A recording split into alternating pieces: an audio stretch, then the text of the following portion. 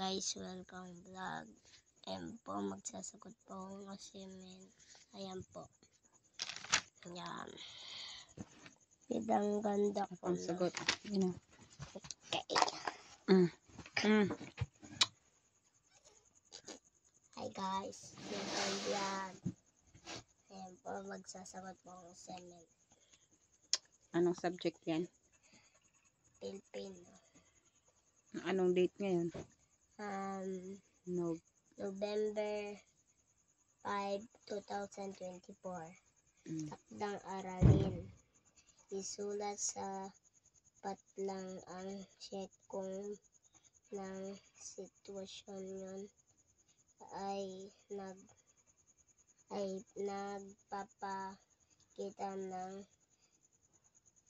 pangangalaga sa kapaligiran at X kung hindi. Number 1,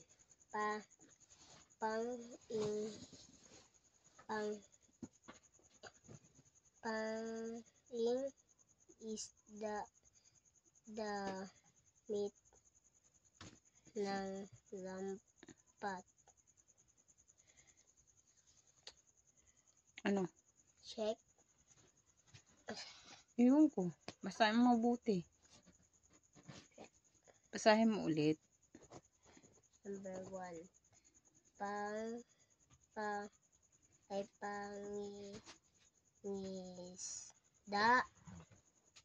Pangingisda gamit ang lampat.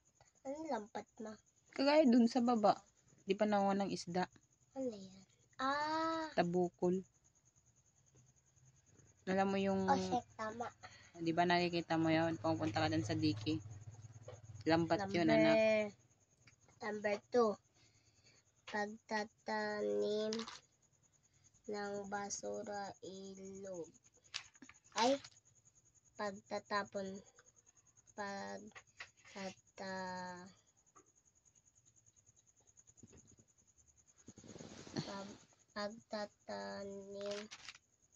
ng basura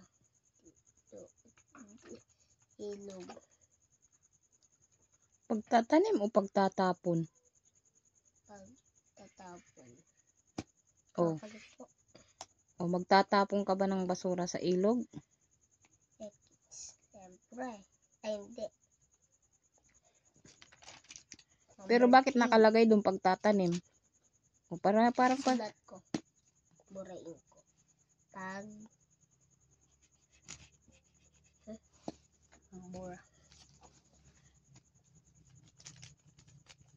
Mamadali kasi. Pag nagmamadali, ano? Ay mali.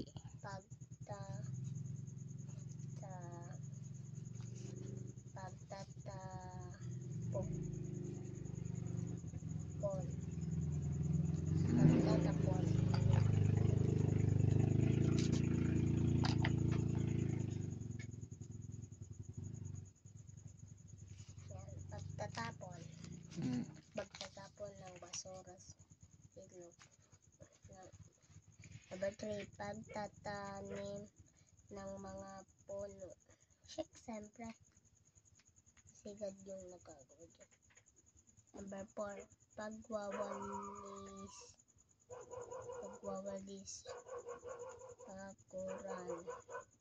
Pakuran. Check. X. Basahin mo mabuti, nak. Pagwawalis ng bakuran.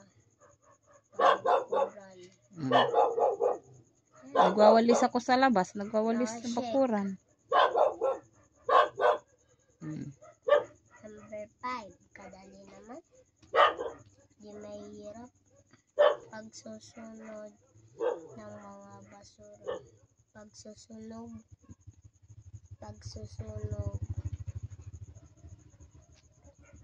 X.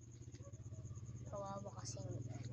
O, kanina dumating tayo, di ba sinunog ko yung mga dahon na tuyo. Pupunta sa earth tapos nasisira yung shade niya.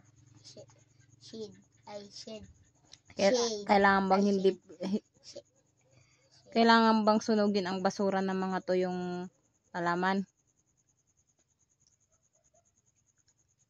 Pwede din kasing hindi. Pwede din kasing oo.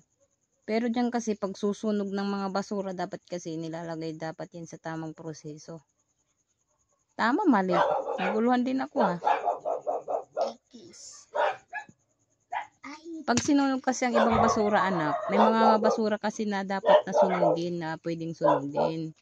May mga basura din kasi, anak, na hindi po pwedeng susunugin. Kaya anong sagot dyan? Susunugin ba? Dan? Yes. Mm. Bye guys. Watching. Bye-bye. Love you.